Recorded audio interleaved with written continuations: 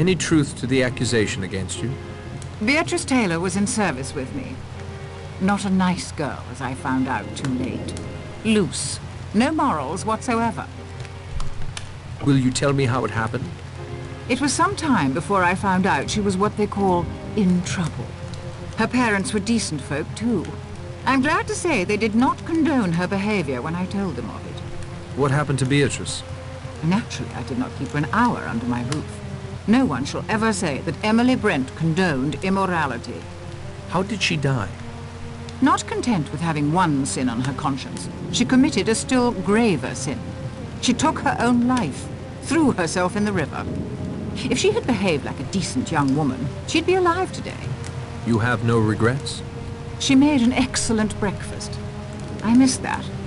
Fresh juice every day. Okay, I want to slap this woman who's with me. What brought you here to Shipwreck Island? I received a letter with a signature that was not very easy to read. It purported to be from a woman I'd met at a certain summer resort 2 or 3 years ago. I am quite certain I have never met or become friendly with anyone of the name of O. I overheard you mention St. Trednick to Miss Claythorne. I was staying at a seaside hotel near St. Trednick this same week of August 4 years ago. That boy Cyril Hamilton drowned near there. It was the talk of the town. His half-brother was much older. Hugo, I think his name was. Cyril was a vile child, by all accounts, but first in line for the family title and estates. When he died, it all went to Hugo.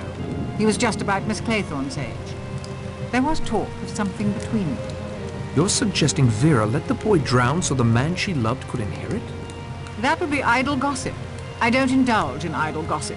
I've only told you the facts of the case as I remember them. Thank you, Miss Brent. Okay, see. I don't think he's in the mood for conversation. Okay, can't think I've missed anybody. So, I freaking hate this room. I'm okay. Alright. Let's see.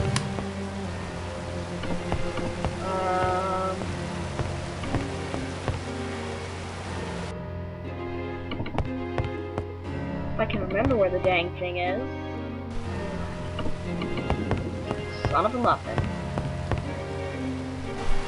Maybe it was this way. Oh, here it is. You'll have to pardon me, I had a bit of a brain fart there.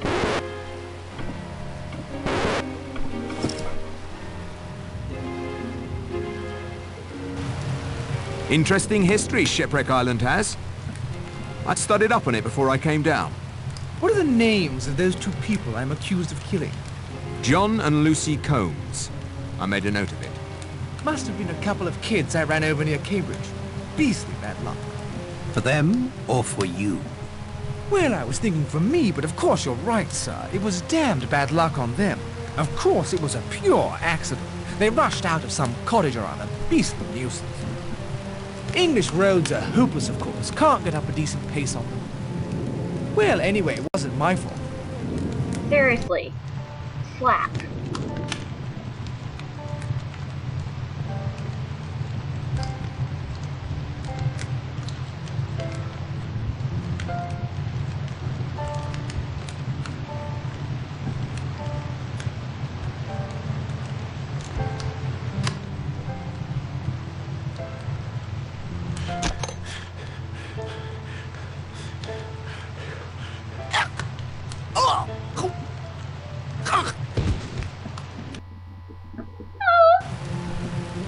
This man is dead. Oh, crap. Do you think it was suicide? You conduct yourself well, Mr. Narracott, if you don't mind my saying so. Mr. Blore has told us that you are not what you appear, yet you told him you were not a detective. No, sir. But I've read many detective novels.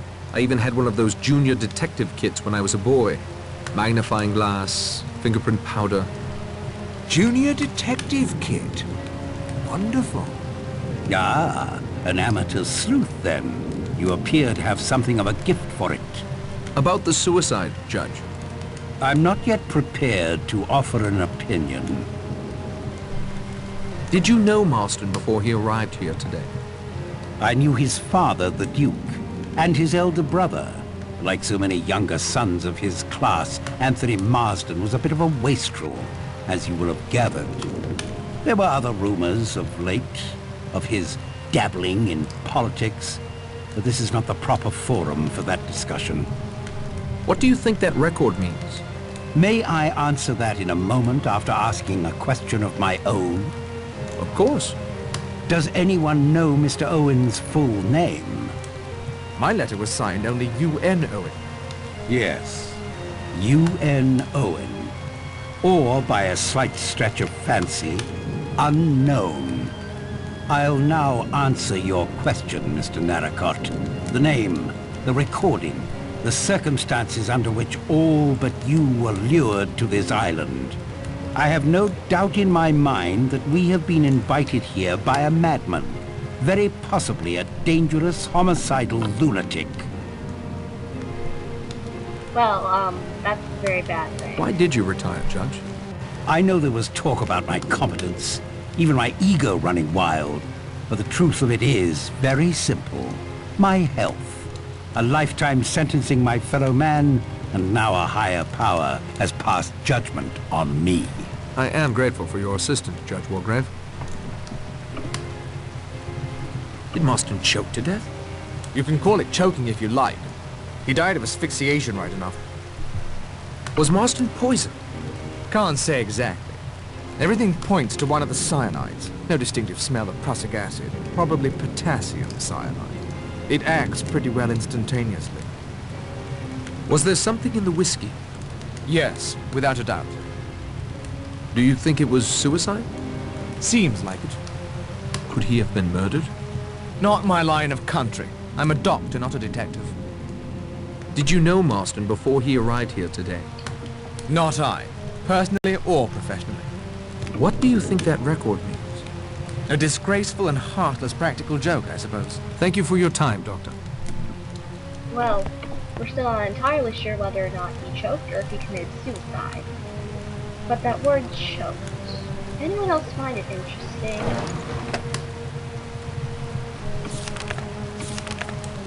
Ten little sailor boys went out to dine. One choked his little self, and then there were 9.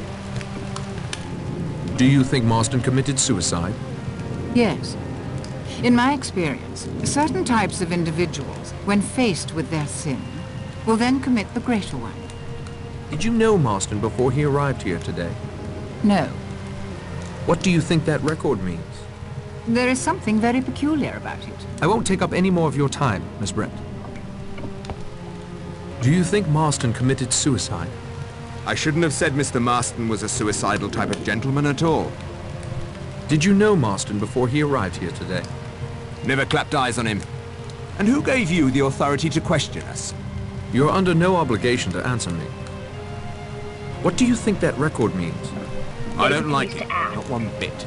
Very queer, the whole situation. Thanks, Blore.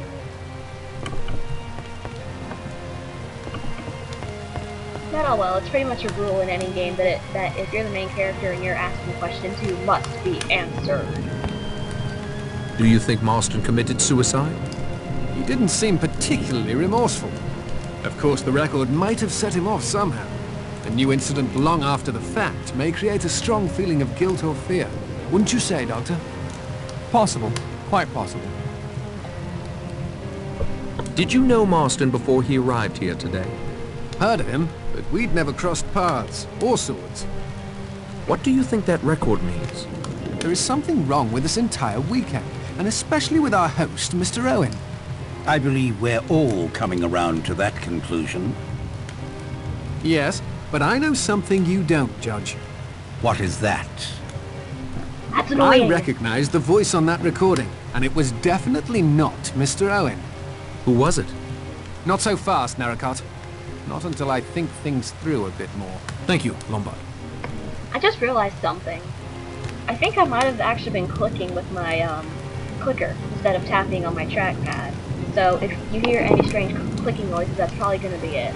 I'll try to just tap on my trackpad, but sometimes I'll subconsciously click. So, yeah. Do you think Marston committed suicide?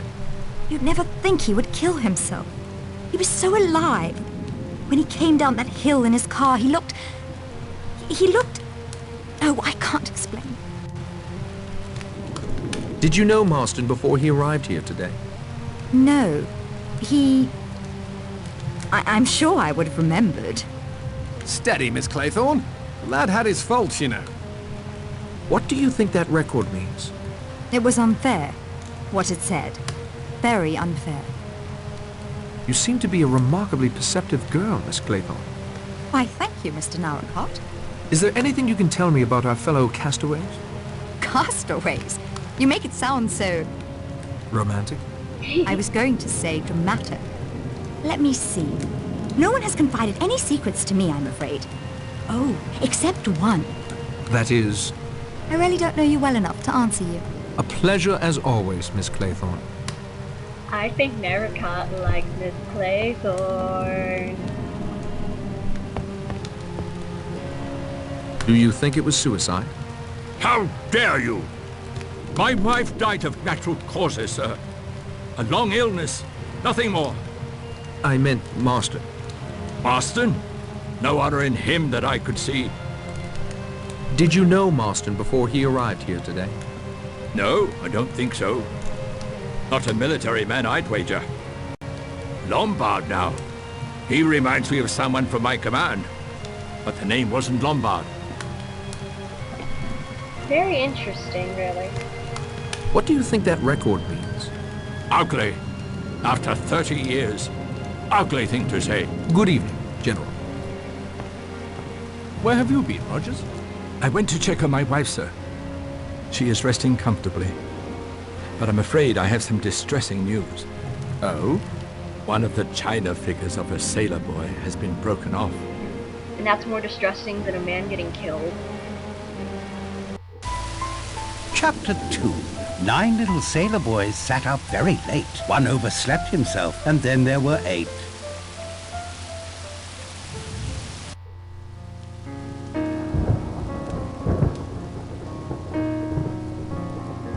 Filthy night.